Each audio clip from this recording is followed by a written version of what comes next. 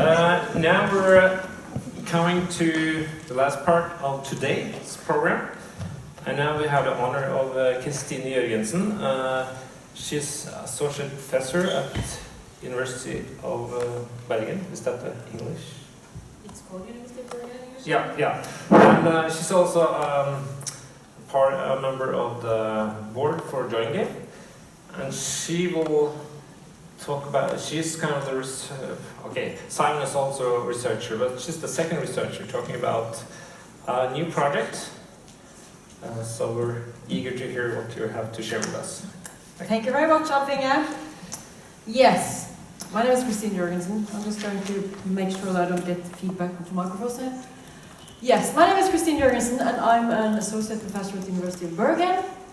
I have, well, many of you already know me, so I don't really need to present myself much, but, well, I guess I'm the social sciences and humanities alibi of this crowd, at least from the researcher point of view. We have a lot of, technical stuff going on here, but, well, I'm conducting a different kind of research. So now I'm going to present my recent research project, which I was awarded this winter. It's basically, it's in its infancy now. It's just started.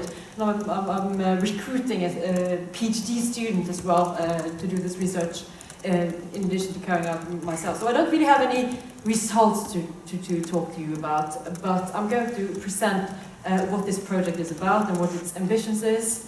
And well, during that process, I'm also going to say something about me and my perspectives and my take on things.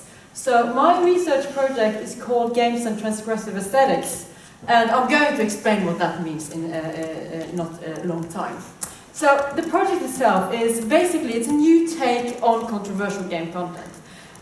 When we see the discussions in the media, in the public debates, we see that there is a focus on whether or not games make us violent, addicted, whether the violence, the high level of violence and high level of controversial content in games is problematic for us in one way or another.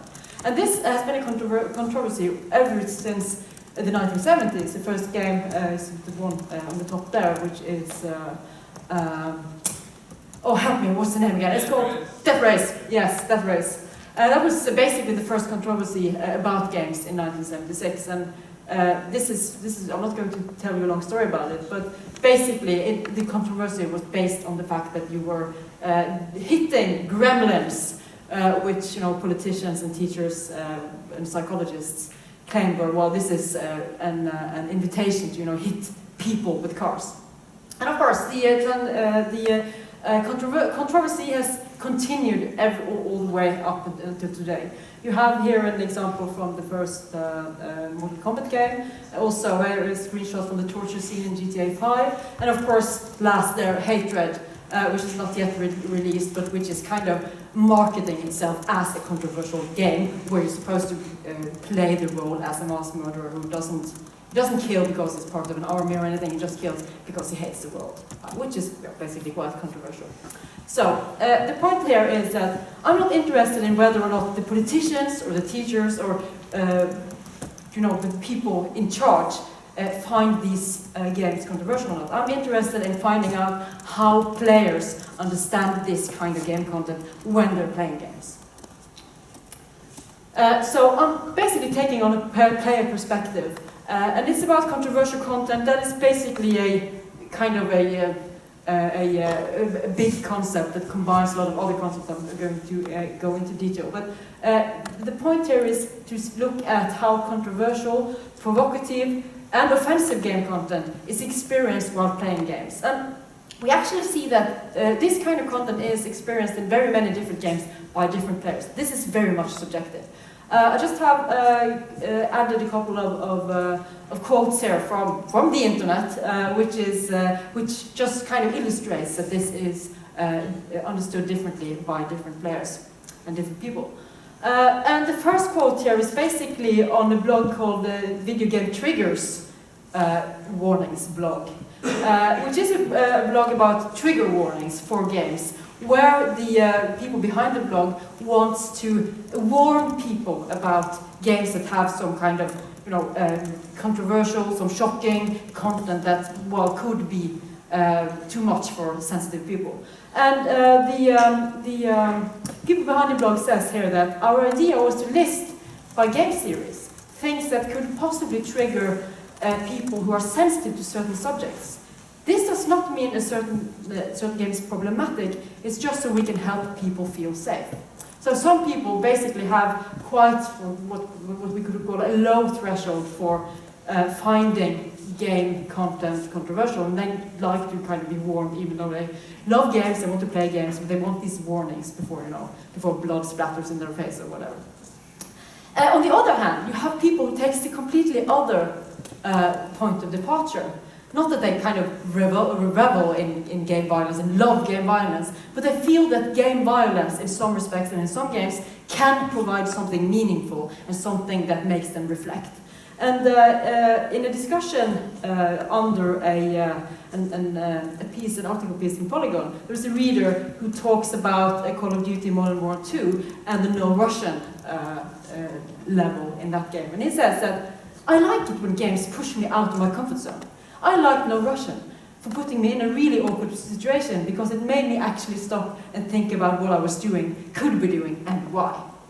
So here we see two very different perspectives, and both of these perspectives are very important, and they also say something about how games can be of different value to people, how games also can have the opportunity, in the second case, to, through using violent content can also be meaningful and create some kind of reflection. So this is basically what I'm interested in. I'm interested in looking at all these kinds of variations and everything in between. And we see here that the point here is that I want to be sensitive towards what players, the actual players out there say. And I'm talking about different kinds of players. Not children really, because these games that I'm studying are not children friendly. It's not children's games. I'm interested in mature games for adults, which kind of tends to often have at least a degree of this kind of content.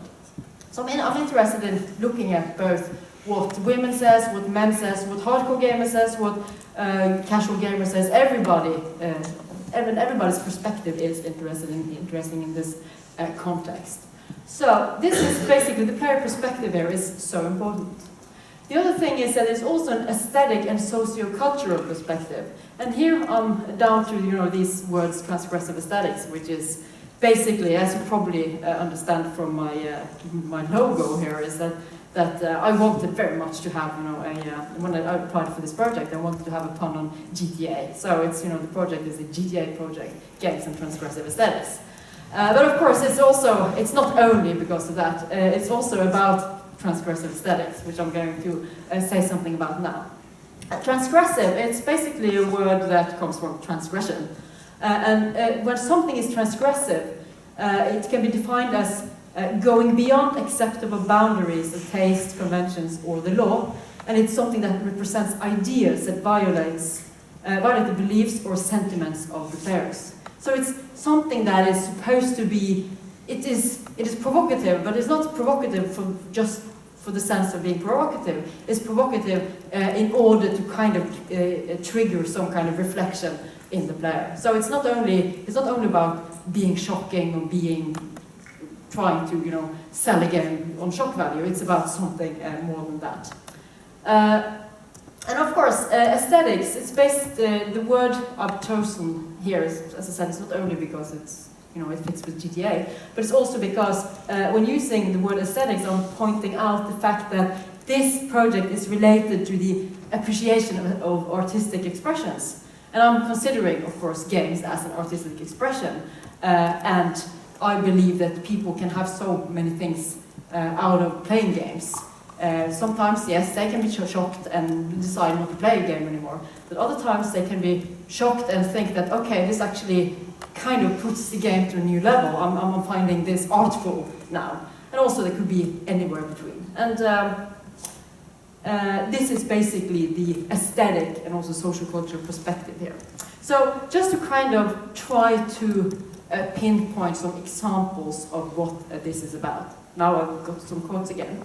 And the first quote is basically a quote from the from one of the people who were involved in the development of Manhunt. And Manhunt, as most of you probably know, is one of the most controversial games, or was at least one of the games that was discussed as one of the most controversial games ever. And it's basically about, you're an ex-convict who are released to star in a snuff film, and then you go out and killing people. So it's a kind of, it's bad, it's controversial in many ways. And actually this game was so controversial also for the game company, the team who developed it, that it created some kind of, debates inside the company, and some people were leaving the company, etc. So one of the employees here says that, he said it in an interview with the Games Radar, that Manhunt just made us all feel icky. It was all about the violence, and it was realistic violence. We all knew there was no way we could explain away that game. There was no way to rationalize it. We were crossing a line. So this thing about crossing a line, of course, to be transgressive is to cross the line in many ways. And this basically is also the term that he uses here to describe this game. They were crossing a line by making this game.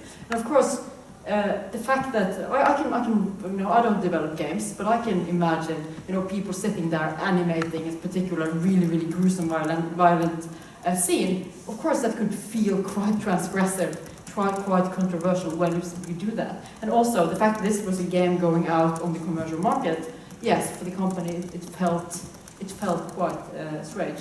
But of course, this doesn't say anything about how players playing the game experience it. Is it experienced as controversial as Rockstar claims? Is it experienced as just another game? I wouldn't call it the shooters, it's more of a stabber. But the point is that the players can experience it in very many different ways.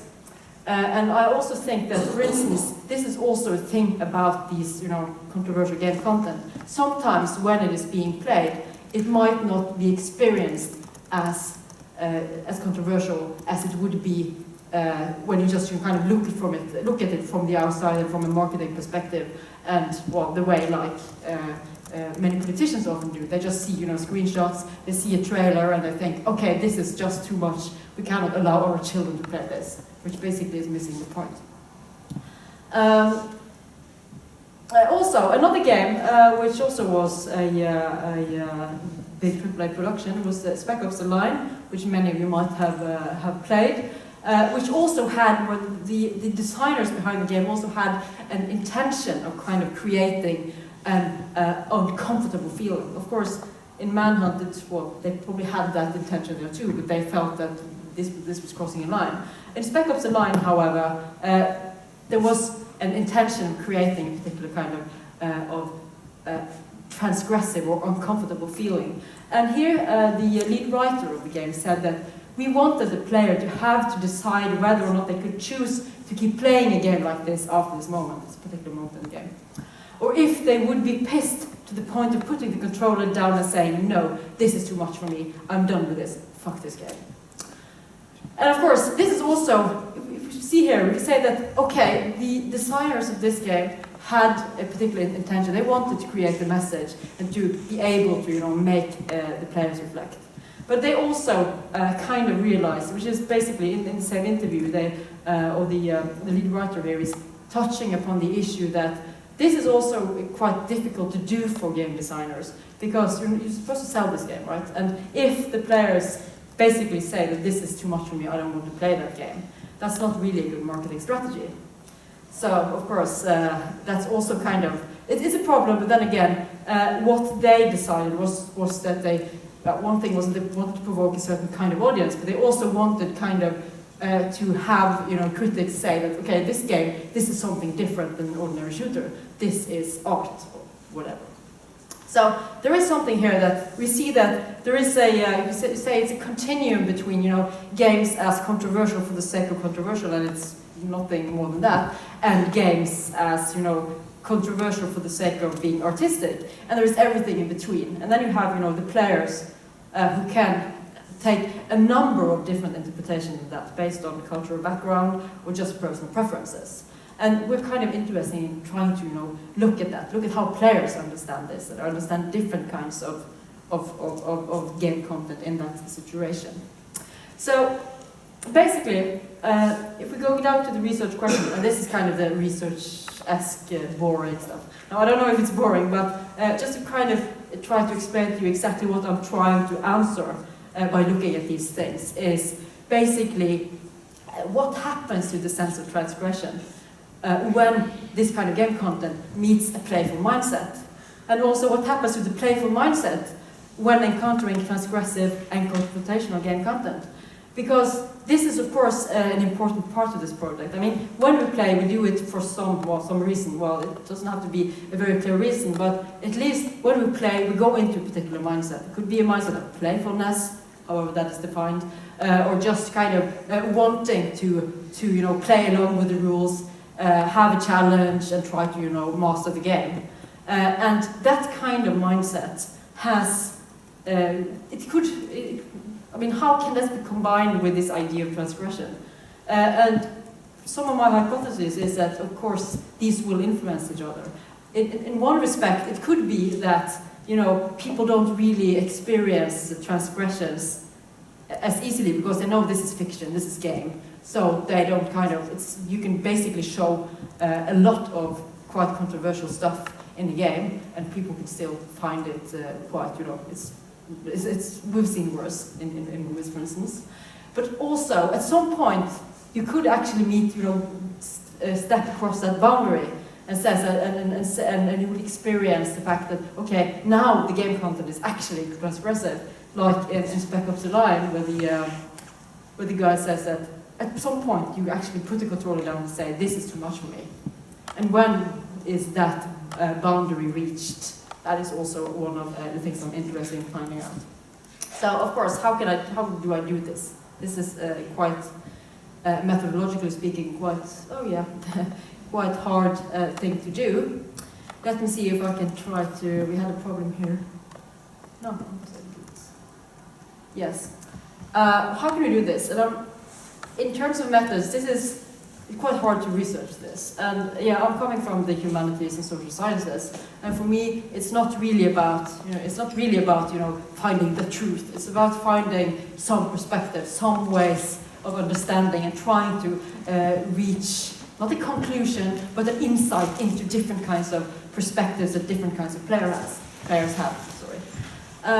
So in terms of methods, I'm going to use different kinds of methods. First of all, I'm going to have a pre-study where I do some mapping of controversies, how they've been discussed, and also regulations, what are the background of different kinds of regulations, try to understand the background as it is in the social of the society today. I also will do some content analysis, try to play the games myself, look at them, and try to find what are these games about. How do I see them? Are they transgressive or not? And that I haven't really chosen the games yet because I will have to do this first mapping study. Then I will continue doing a lot of ethnographic methods. And ethnography is basically a method or a collection of methods where you go out and try to understand a particular phenomenon as it is experienced in its kind of live in where it's normally experienced. That's quite hard to do in any way. Can't really, every time a researcher enters a particular arena, they will, of course, affect that situation. They will influence the situation. And that is also the case here. So I'll try to do different kinds of things that at least will make me be able to understand how these players interpret this kind of content. One thing I want to do is to do some forum studies, look at how are things like this and discussed online on the internet, and also make some, for instance, follow-up interviews with people who discuss these issues there. Another thing is to do focus groups. That is group interviews with people who kind of sit together in a group and discuss a particular kind of game or a situation in the game or different kinds of issues related to this kind of content. And perhaps the thing that would make me get as deep as possible into this material is basically to have players play different kinds of games themselves. For instance, when Hatred is released, have players play the game from start to end, and then kind of after each level or however the game will be structured, answer some kind of questions about how they experience the game. Perhaps also have an interview session with them afterwards about how do they experience this.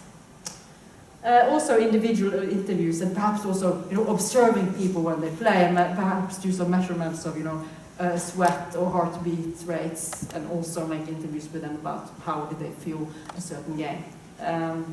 So as I said, this is still under development, and I'm about to recruit a PhD student as well, and he or she will of course have his or her own perspectives into this, and will perhaps choose different methods. So this might go in many different directions still. Since this is about the future, the seminar is about the future today, I'm going to try to say something about, predict some of the results there. Of course, I can't know this, and this is purely speculative at this point. But what I hope is that this kind of research will create a new way to understand controversial content, and that this kind of understanding will be relevant for regulation and more censorship, or the lack of that, of course. This is my intention there. At least try to understand games in a different way than it is today. It should not only be, should we allow this game, or should it be illegal to play this game? Like, for instance, still the regulation in Australia allows for censorship, which is a problem if we're going to accept games as a cultural artifact and as an art form. So basically, what I also hope is this. One researcher can't, do it all, but I hope that this will be just one of the drops in the ocean to be able to strengthen the understanding of games as a mature medium and as an art form. And, well, what I really hope to do, in the continuation of my now new research, is to do some applied research where we try to, look at how and whether we should include this kind of content in meaningful ways in new games. And of course, I think that this is very much something that is up for the take for indie developers that can experiment with different kinds of playing games, different kinds of content, and different kinds of concepts that is manifested in games. So, well, if I'm here in some years and you guys are here in some years, then perhaps we could go together and try to collaborate on creating content that do these things. And yes, I don't need those 5 minutes. That's good. I'm basically done now. And I'm going to say thank you and point you in the direction of the research blog, which is, well, it only has a couple of posts now since it recently started. But I'm going to basically post all results from the research project, and also discussions that show up during the process. And whenever I find, the need to say something about a certain game or something, a certain debate in the media, I will also post that on the blog. So yes, here's my email address. I'm also on Twitter. Most of those who are interested probably already follow me. Yes, and I guess that's it. Thank you very much.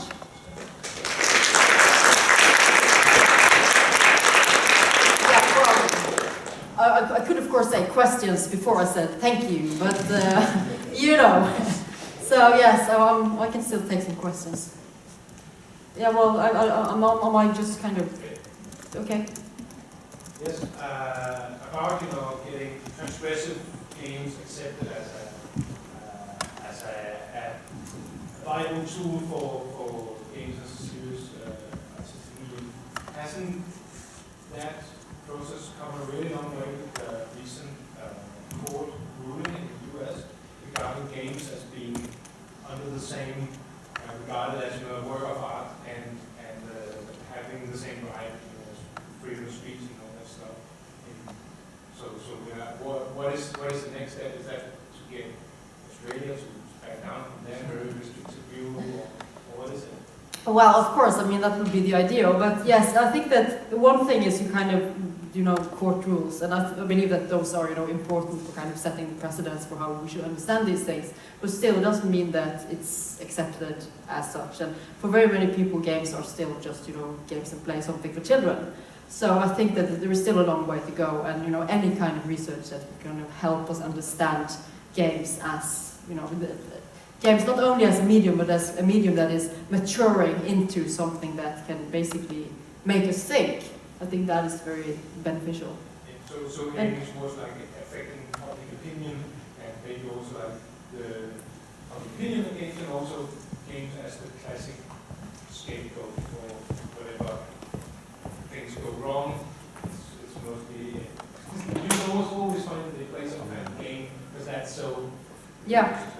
Yeah, absolutely. I think so. I mean, public opinion is important, but we can also see that that the need to understand games as as a diverse medium is also very important now. We've seen the recent Gamergate debate that absolutely shows that what is controversial in games is so different understood from person to person, and well, we don't really understand how games can be a true medium of expression if we don't kind of look into all these ways of understanding it. I think.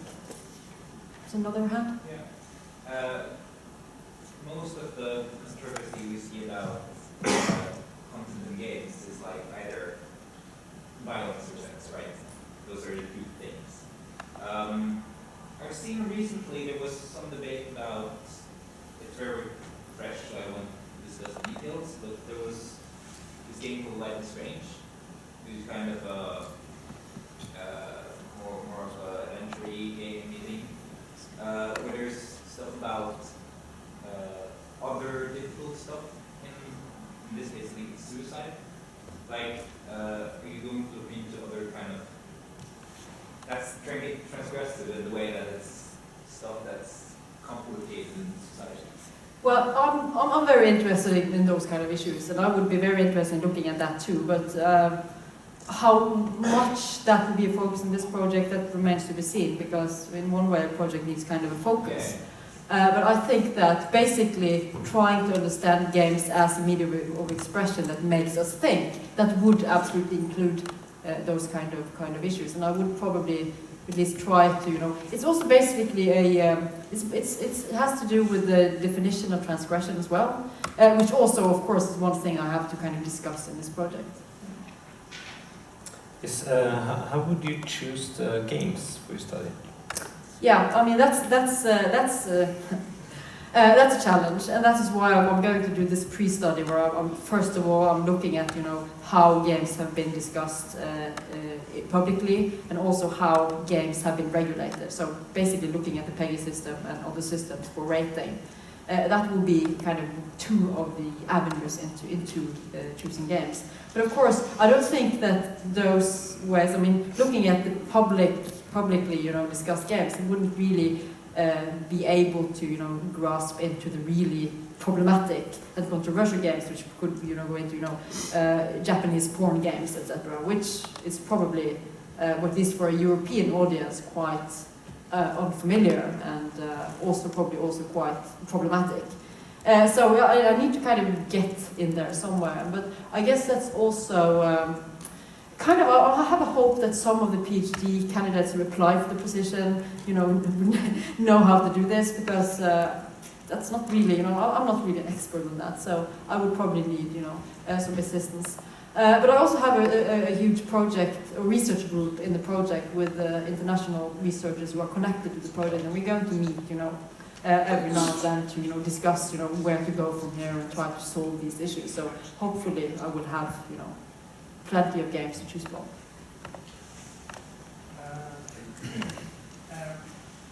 One game that might be that seems transgression is Warcraft.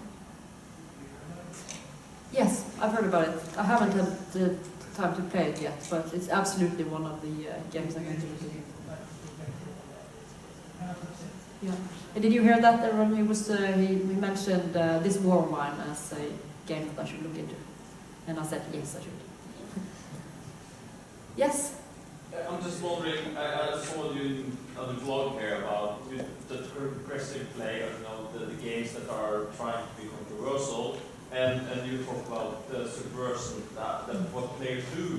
Because I like to play violent games, but usually it doesn't bother me, the violent things I do. But some of the violent things things I do in the game that isn't there, that sometimes takes me out.